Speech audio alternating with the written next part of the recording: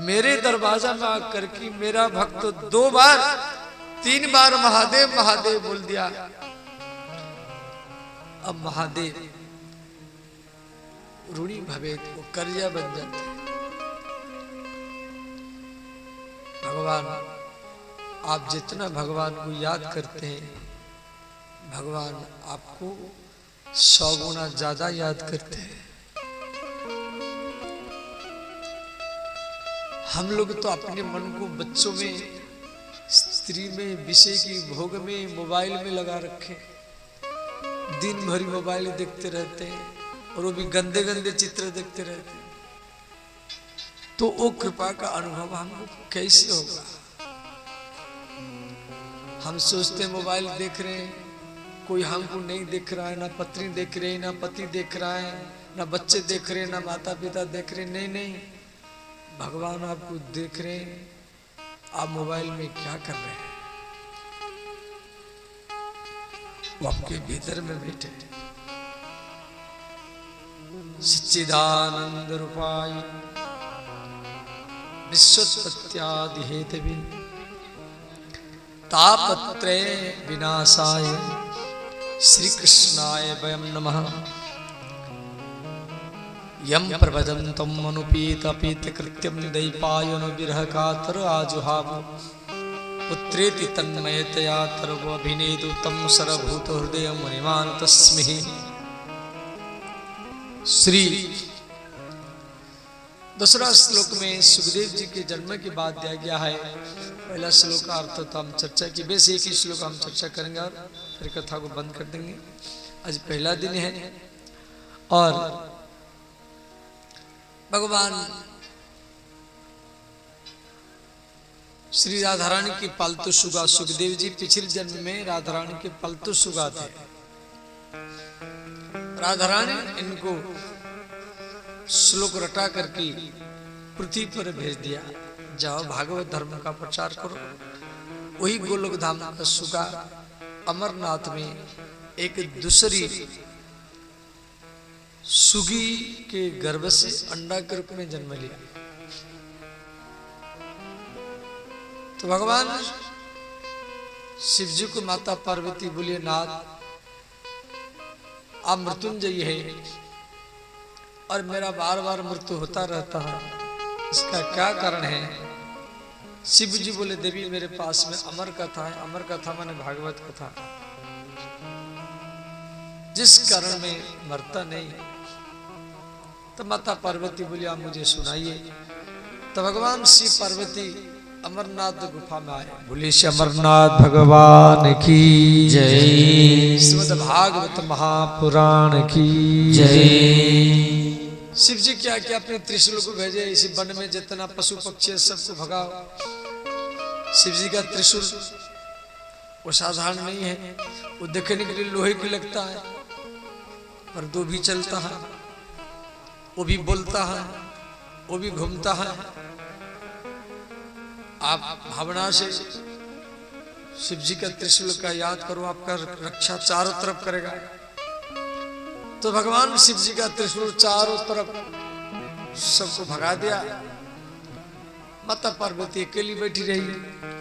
भगवान शिव कथा करे और वो जो अंडा के माता पिता भाग गए। अंडा तो भाग नहीं सकता, अंडा वहां पर पड़ा रहा। शिव जी कथा करे, पार्वती माता अकेली है, अंडा बगल में पड़ा हुआ है। तो भागवत की प्रथम स्कंद दूसरी तीसरा चौथा पंचम छठवां सप्तम अष्टम नवम दशम की कथा भगवान शिव सुना रहे।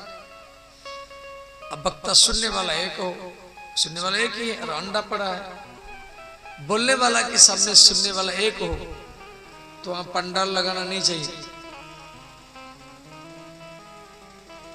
माइक की जनरेटर भी लगाना नहीं चाहिए। वहां दीपक जलाकर ही कथा हो जाएगा। क्यों? सुनने वाला एक है, परंतु सुनने वाला को बीच बीच में हूंकार भरना पड़ेगा। ऐसे बीच बीच में बोलना पड़ेगा। परंतु यदि बोलने वाला के सामने सुनने वाला ज्यादा हो, जैसे मैं अकेला हूं और आप सब सुन रहे हैं, तो वहां पर हूंकार भरना मना है। अब हम बोल रहे हैं, आप सब मिलकर के बीच में बोलेंगे हूं, तो अच्छा नहीं लगेगा। तो वहां पर माइक लगाना पड़ेगा, टेंट लगाना पड़ेगा, क्यों सबके कान तक आवाज कैसे जाएगा। ऋतुकालीन व्यवस्था, गर्मी है तो पंखा लगाना पड़ेगा, वर्षा है तो पूरा वाटरप्रूफ पंडाल करना पड़ेगा, ठंडी है तो पंडाल को बंद करना पड़ेगा। जैसा ऋतुकालीन व्यवस्था ऐसे करना पड़ेगा। भगवान महादेव कथा सुना रहे पार्वती माता को, दसम स्कंद, और ये 31 अध्याय का प्रथम नंबर श्लोक।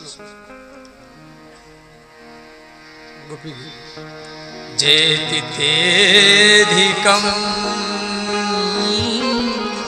जन्मना व्रजा श्रयति इंदिरा शाश्वत जेति तेधिकं जन्मना व्रजा श्रयति इंदिरा शाश्वत दयति दृश्यता दीक्षुतावगा त्वयि धृता त्वां विचिन्वते जयति तेधिकं जन्मना व्रजा श्रयति इंदिरा शाश्वत जयति दृश्यता दीक्षुतावगा त्वयि धृता त्वां विचिन्वते त्वयि धृता त्वां विचिन्वते। ये 19 श्लोक है, मैं सिर्फ एक ही श्लोक पाठ किया। ये गीत है, परंतु गीत हिंदी में नहीं है, वो संस्कृत भाषा में है। तो ऐसा भगवान महादेव सुना रहे थे, तब माता पार्वती सुनते सुनते प्रसंग में उसके मन डूब गया। पार्वती माता हुंकार भरना बंद कर दिया। अंडा से एक सुगा जन्म ले लिया था, वो सुगा भी कथा सुन रहा था। उस सुगा देखा पार्वती माता समाधि में आ गई, कोई हुंकार नहीं भरेगा तो भगवान महादेव कथा बंद कर देंगे। तो सुगा ने क्या क्या हुंकार भरना चालू कर दिया, कथा अंतिम हो गई।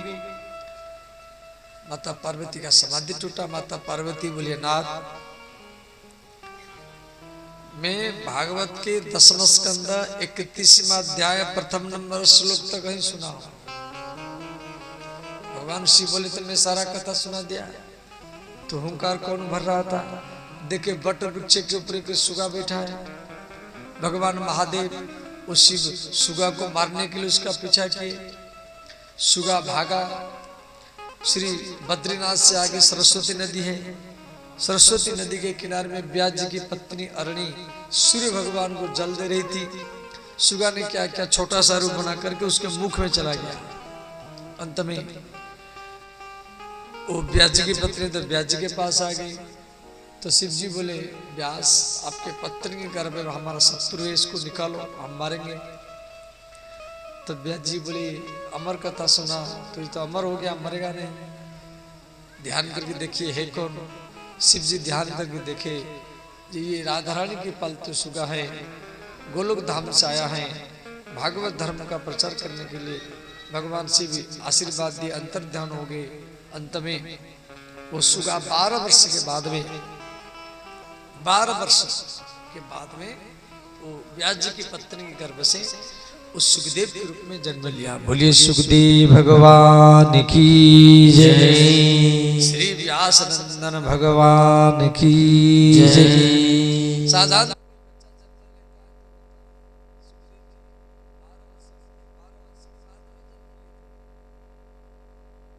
10 महीने के बाद नहीं, 12 वर्ष के बाद। तो जन्म लेते लेते तुरंत खड़े हो गए, अपने हाथ में नाभि नाड़ी काट दिए और जंगल को ओर भागे। यम प्रवजंतम अनुपीत अपीत कृत्यम। प्रवजंतम माने जा रहा है, जन्मांतरंते यह वनम प्रवजंतम इति प्रवजंतम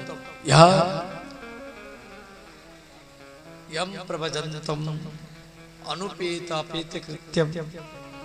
जिसकी कोई नाभि संस्कार नहीं हुआ, जनेऊ संस्कार नहीं हुआ, नाम संस्कार नहीं हुआ, वो जा रहा है, शरीर में कपड़ा भी नहीं है।